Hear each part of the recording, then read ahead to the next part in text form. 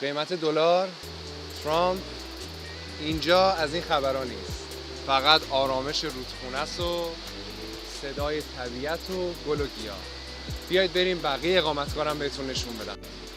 اینجا اقامتگاه رودخانه کوهستانه که چسبیده به یه رودخونه زلال و خیلی زیبا تو دل طبیعت بکر توتکابون، هم شمال هم کوهستانی و خنک.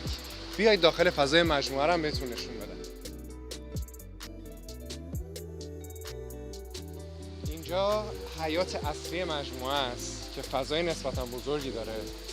اگه دوست داشته باشید با چادر یا پشه‌بند توی فضای آزاد هم استراحت کنید، راحت میتونید اینجا انجام بدید. همونطور که میبینید صدای رودخونه همیشه تو کل اقامتگاه داره میاد، چون ما به رودخونه خیلی نزدیکیم. هوای اینجا هم چون کوهستانی و به رودخونه نزدیکتره، همیشه یه 5-6 درجه از بقیه قسمت‌های گیلان خنک‌تر میشه. این قسمت رو که دارید میاید میرسیم کم کم به اتاق‌های اصلی مجموعه.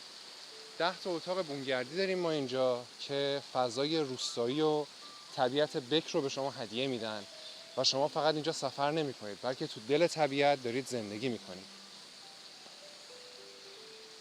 این قسمت آشپزخونه اشتراکی ماه.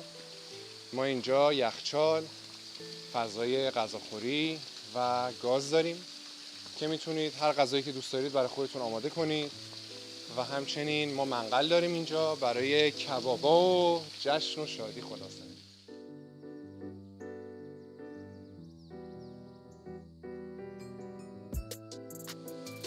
یکی از جذاب‌ترین ویژگی‌های اقامتگاه تلکابین اختصاصی مجموعه است که شما رو میبره به دل باغ زیتون و گردو و انار. بیایید بریم حوض قشنگمون هم نشونتون بدم.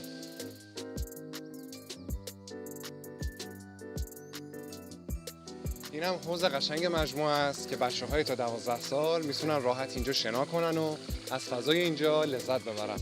ما اینجا فعالیت‌های مختلف دیگه‌ای هم داریم، مثلا جشنواره رقص و پایکوبی با موسیقی اصیل گیلانی که میتونید تو آخر یک روز پرشور و پرنشاط تفریح کنید و بزنید و برقصید. به جز اون ما تورهای یک روزه اسب سواری داریم که از دل جنگل عبور میکنه و یکی از به یاد موندنی ترین خاطرات زندگیتون میشه. همچنین اینجا یک مجموعه اگروتوریسمه، یعنی ترکیبی از گردشگری و کشاورزی. توی فصل برداشت انار و زیتون میتونید به اینجا بیاید، توی برداشت اونا به ما کمک کنید و یه تجربه بامعنی و به یاد موندنی براتون باشه. اینجا ورودی مجموعه است و اگه میخواید مسیر دقیق اقامتگاه رو یاد بگیرید، ویدیوی آدرس ما رو حتما نگاه کنید.